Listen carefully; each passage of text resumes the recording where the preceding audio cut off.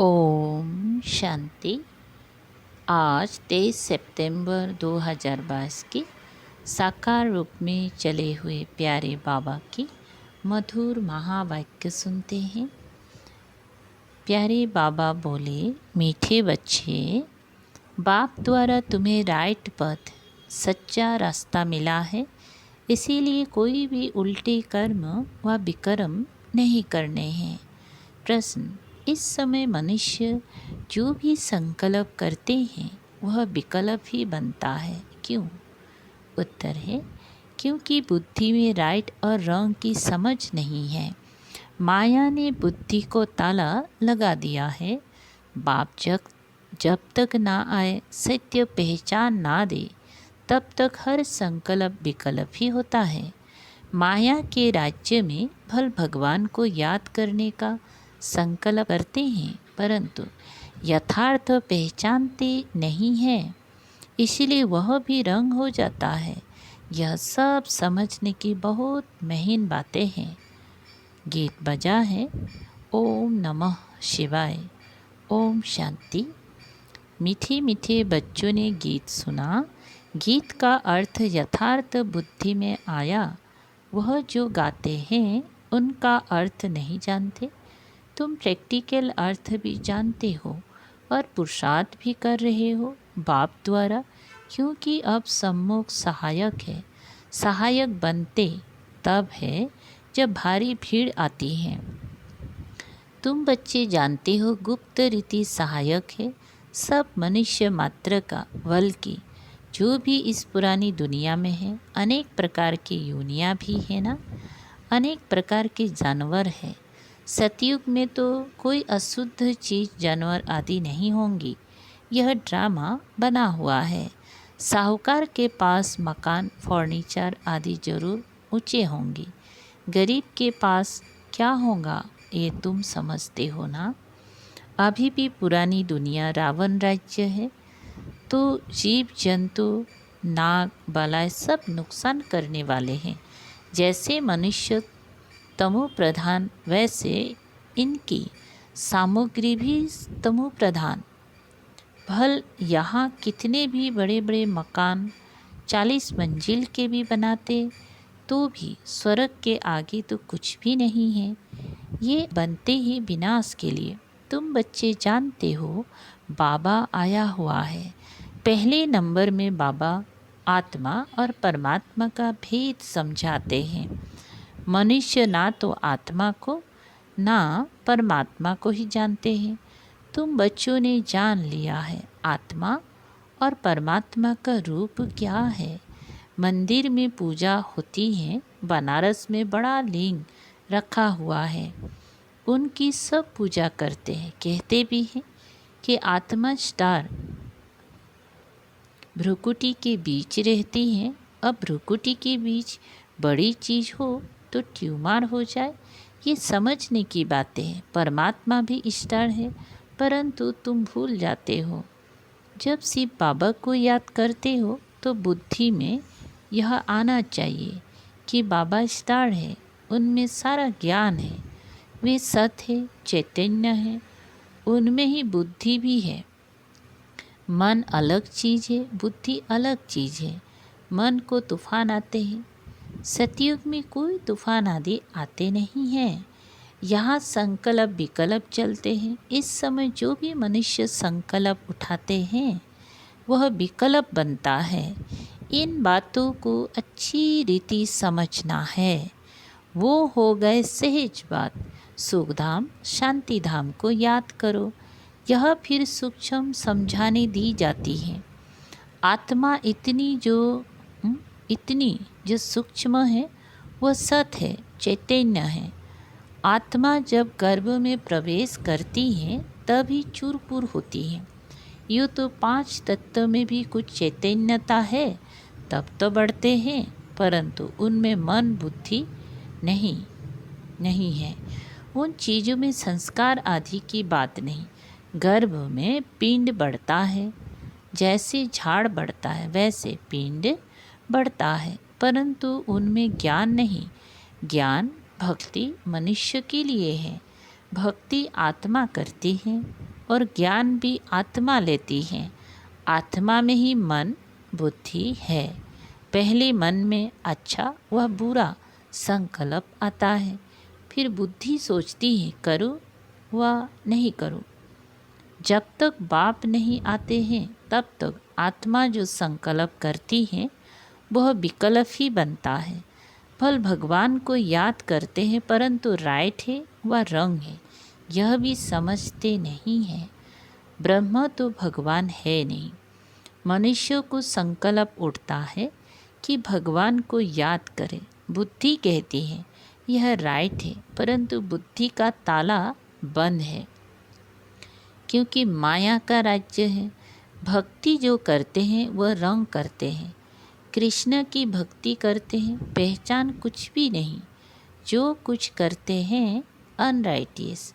अब पाप द्वारा बुद्धि को अकल मिली है, रंग काम करने लिए मना है।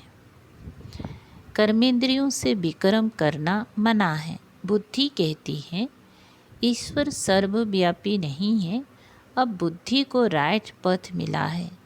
तुमको हर बात की सही समझ मिली है। आगे जो कुछ करते थे वह रंग ही करते थे। भक्ति भी अनराइटियस करते थे। शिव की भक्ति करते हैं, बड़ा लिंग बनाते हैं, परंतु इतना बड़ा शिव बाबा थोड़े ही है। अब तुम्हारी बुद्धि का ताला खुला है, तब समझते हो सब अनराइटियस है ही झूठी दुनिया। सतयुग है सच्ची दुनिया।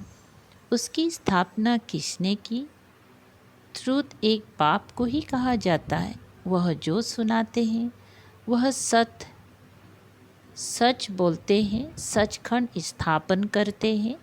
ये डिटेल की बड़ी महीन बातें हैं। कोई भी यह समझ ना सके, बहुत महीनता में जाना पड़ता है। बाप कहते धारणा नहीं होती है तो बाप और वर्षे को याद करो, दुख धाम को भूल जाओ। मनुष्य नया मकान बनाते हैं तो बुद्धियुक्त पुराने मकान से निकल नए में लग जाता है।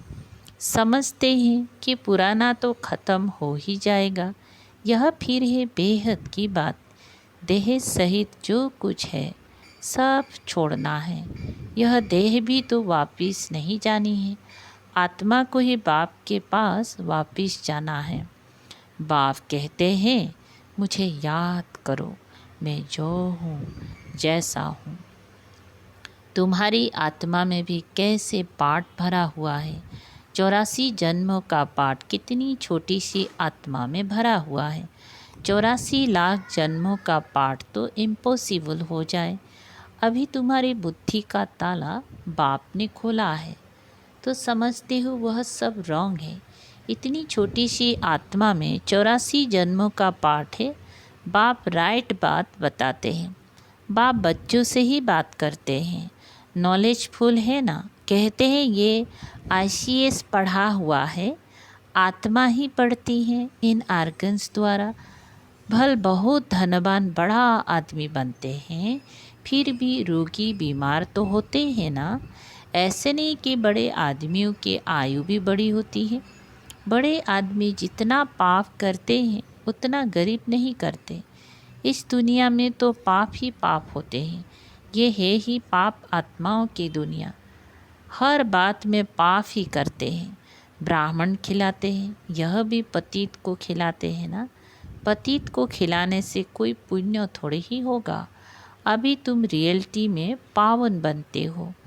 सन्यासी भल पावन बनते हैं, परंतु वह कोई पावन दुनिया में तो जाने वाले नहीं हैं।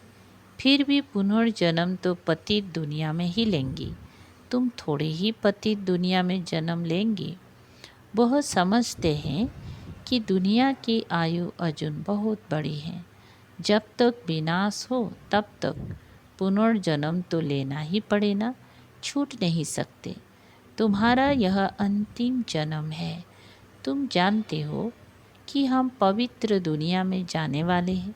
बाप बैठ समझाते हैं, बच्चे तुम पवित्र प्रवृत्ति मार्ग में थे तो देवता थे, फिर इतने पुनर्जन्म लेते आए हो। तुम अपने पुनर्जन्म को नहीं जानते हो। ये कोई एक को थोड़े ही पढ़ाया जाता है, अनेक पढ़ते हैं। बाप ब्राह्मण बच्चों से ही बात करते हैं, शूद्र इन बातों को समझेंगी नहीं। पहले 7 रोज समझाकर ब्राह्मण बनाओ। जो समझे हम शिव बंसी ब्रह्मा कुमार कुमारी हैं। इस पढ़ाई से तुम नई दुनिया के मालिक बनते हो। यह है ब्रह्मा मुख वंशावली। प्रजापिता ब्रह्मा के सब बच्चे हैं। उनको ग्रेट ग्रेट ग्रैंडफादर कहा जाता है। ब्रह्मा को हमेशा बड़ा बूढ़ा दिखाते हैं। जैसे क्राइस्ट है, क्रिश्चियन लोग पुनर्जन्म तो लेते आते हैं। ग्रेट ग्रेट ग्रैंड क्राइस्ट, परंतु वह शिव बाबा को तो वह शिव बाबा तो निराकार है। उनको सिर्फ फादर कहेंगे। वो है ही निराकार, उनको गॉड फादर कहते हैं। उनका कोई फादर नहीं, गुरु भी नहीं, क्योंकि वह सतगुरु हैं। तब वे गुरु लोग कौन हैं? वह जिस्मानी यात्रा करते हैं, हम रूहानी यात्रा करते हैं। यहाँ कोई मरते हैं कहेंगे स्वर्ग पधारा, तो ये झूठ बोला ना। आते तो फिर भी यहाँ ही है। कोई कहते फलाना ज्योत ज्योत समाया। अच्छा, बड़े बड़े साधु संत मर जाते हैं। अगर वो ज्योति ज्योत जाकर समाया, फिर उनकी बरसी क्यों मनाते हो? ज्योति में समाया वो तो अच्छा हुआ, फिर बरसी मनाना, उनको खिलाना पिलाना, ये तो फिर छोटा हुआ ना। बैकुंठवासी हो गया, फिर उनको नरक का भोजन खिलाते हो। इसको कहा जाता है अनराइटियस। जो कुछ करते हैं उल्टा ही करते हैं। मनुष्यों की बुद्धि को बिल्कुल ताला लगा हुआ है। बाप कहते हैं मैं आकर ताला खोलता हूँ, माया ताला लगा देती है। कहते हैं ईश्वर सर्वव्यापी है। समझते हैं ये ज्ञान परंपरा से चला आता है। इन विचारों को कुछ भी पता नहीं है। ज्ञान और भक्ति, ब्रह्मा का दिन और ब्रह्मा की रात दोनों इक्वल होता है ना। फिर सतयुग दिन की इतनी बड़ी आयु और रात को इतना छोटा क्यों कर दिया है? ब्रह्मा का दिन और ब्रह्मा की रात दोनों इक्वल होने चाहिए ना। ये बेहद की बात है। बाप आकर ये सब बातें समझाते हैं। बाप को ही ज्ञान रत्नों का सागर कहा जाता है। एक एक रतन की वैल्यू लाखों रुपया है। बाप बच्चों को समझाते हैं कल की बातें। तुमको समझाकर राज्य भाग्य देकर गया था। तुमने राज्य किया, अब गंवा दिया है। कल तुमको रजाई थी, आज है नहीं। फिर लो, आज और कल की बात है। भारत कल स्वर्ग था। भारत में ही शिव जयंती मनाते हैं। जरूर शिव बाबा आया होगा, अब फिर से आया है। तुमको राज्य भाग्य दे रहे हैं। अब तुम कौड़ी से हीरे जैसा बने हो। तुम एक्टर्स ने बेहद के ड्रामा के आदि मध्य अंतों को जाना है, अर्थात त्रिकालदर्शी बने हो। बाप कहते हैं कि मीठे मीठे बच्चे मुझ बाप को याद करो, भूलो नहीं। मैं तुमको स्वर्ग का मालिक बनाने आया हूँ।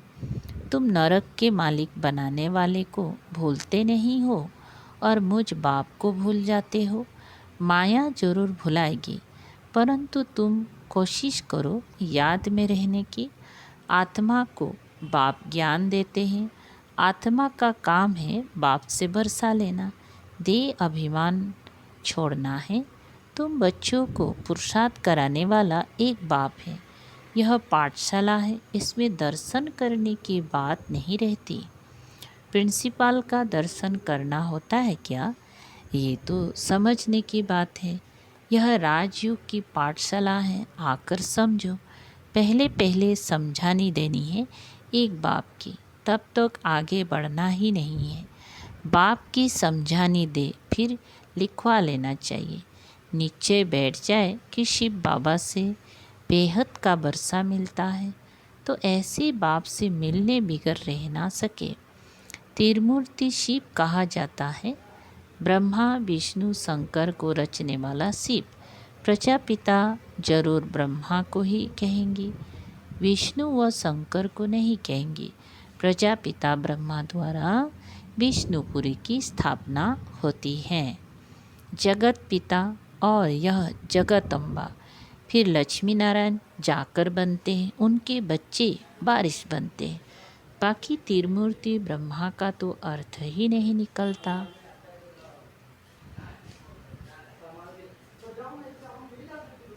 इनमें बाप ने प्रवेश किया है। इनकी आत्मा को बाप पवित्र बनाते हैं। अच्छा, मीठे मीठे सिकल दे बच्चों प्रति माता पिता बाप दादा का याद प्यार और गुड मॉर्निंग। रूहानी बाप की रूहानी बच्चों को नमस्ते। हम रूहानी बच्चों की रूहानी बाप दादा को याद प्यार गुड मॉर्निंग और नमस्ते नमस्ते। शुक्रिया बाबा, थैंक यू बाबा। मुख्य सार है धारणा के लिए। नंबर पहला, बाप ने बुद्धि का ताला खोला है, इसीलिए कर्मेंद्रियों से कोई भी रंग कर्म नहीं करना है। ध्यान रखना है कोई भी संकल्प विकल्प का रूप ना ले ले। नंबर दूसरा, अब वापिस घर चलना, इसीलिए इस देह को भी भूलना है। दुखधाम से बुद्धि योग निकाल बाप और वर्षे को याद करना है। वरदान, व्यर्थ की अपवित्रता को समाप्त कर संपूर्ण स्वच्छ बनने वाले होली हंस भव। विस्तार, होली हंस की विशेषता है सदा ज्ञान रतन चुगना और निर्णय शक्ति द्वारा दूध पानी को अलग करना, अर्थात व्यर्थ और समय का निर्णय करना, व्यर्थ और समर्थ का निर्णय करना। होली हंस अर्थात सदा स्वच्छ, स्वच्छता अर्थात पवित्रता, कभी भी मैलेपन का असर ना हो। व्यर्थ की अपवित्रता भी नहीं, अगर व्यर्थ भी है तो संपूर्ण स्वच्छ नहीं कहेंगे। इस समय बुद्धि में ज्ञान रतन चलते रहे, ज्ञान का मनन चलता रहे तो व्यर्थ नहीं चलेगा। इसको कहा जाता है रतन चुगना। स्लोगन, नाव और खिवैया मजबूत हो तो तूफान भी तोहफा बन जाते हैं। अच्छा, ओम शांति। शुक्रिया बाबा, थैंक यू बाबा।